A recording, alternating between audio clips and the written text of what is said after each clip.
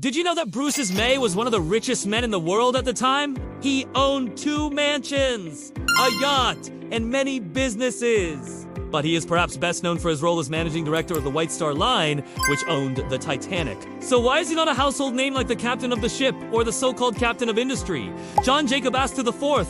Let's delve into the life of Bruce Ismay to find out how he went down in history. Bruce Ismay was born in Liverpool in 1862. His father, John Ismay, was an English businessman who had made a fortune shipping goods between Liverpool and North America. When Bruce was still quite young, the family moved to a big house near the waterfront, where they could watch their ships come and go from their drawing room windows. You can still see this house today, but it has been converted into apartments. By the time Bruce left school, his father's shipping company, the old shipping company, had grown to become one of the largest in the world.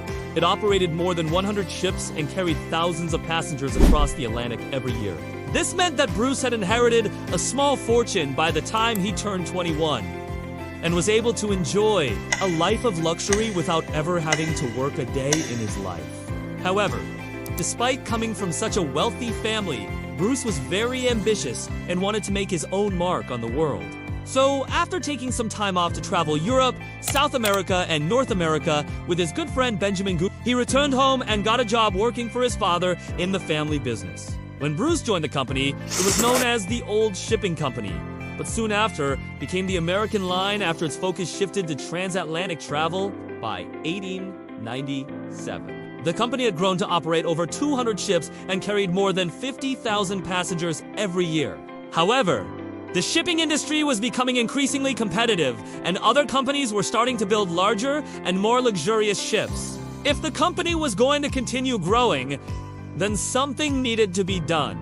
That's when Bruce's older brother, John, came up with the idea of starting a new shipping company called the White Star Line that would specialize in transporting first-class passengers. However, he needed someone with experience in running a business to make this happen. And so he asked Bruce to take control of the new venture.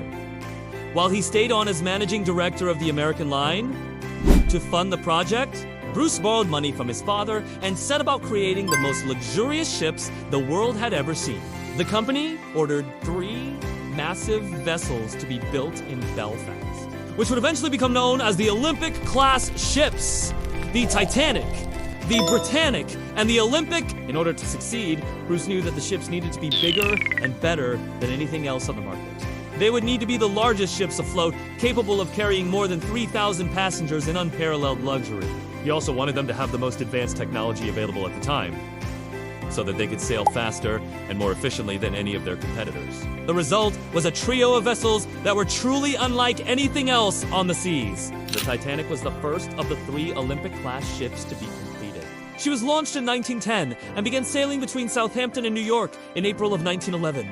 Ship was an instant success, with critics praising her beauty and opulence. On the top deck was a swimming pool and gymnasium, as well as space for passengers to There was also a large library with an extensive collection of books and magazines, as well as comfortable furniture and plenty of places to sit and relax. First-class passengers could also enjoy live music in the Ship S concert hall, or even take in a movie at the Ship S onboard theater.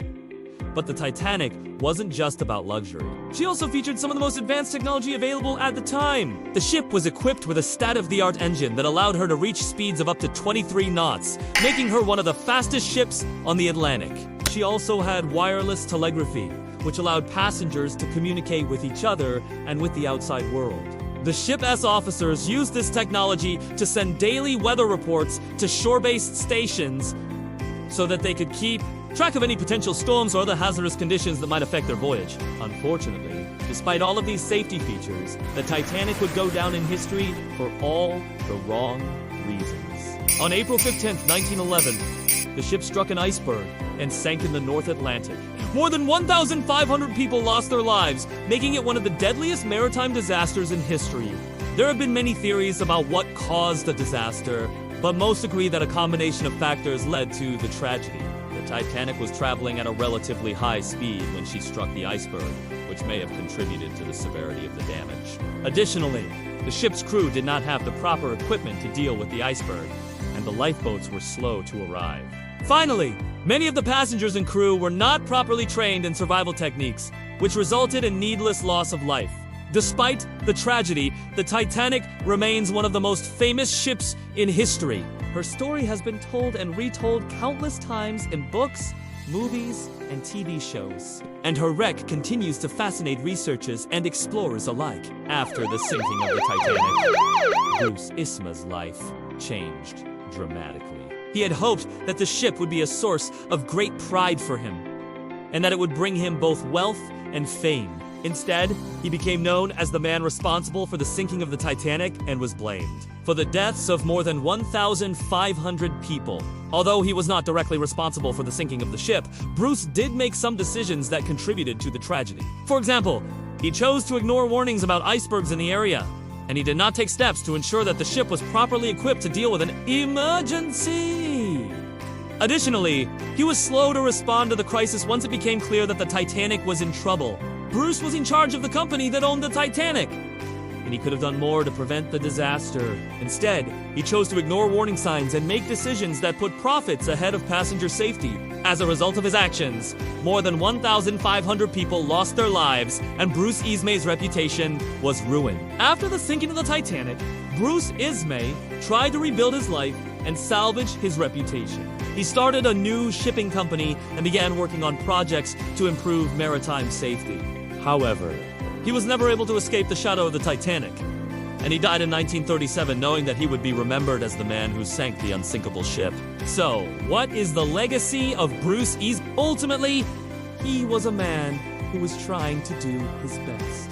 He was passionate about his work and wanted to create something special.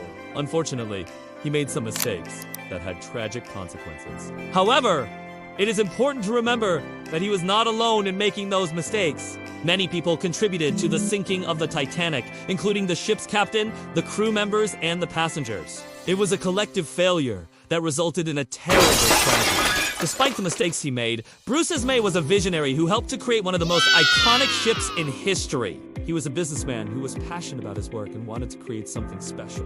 He was also a philanthropist who gave back to the community and tried to make the world a better place.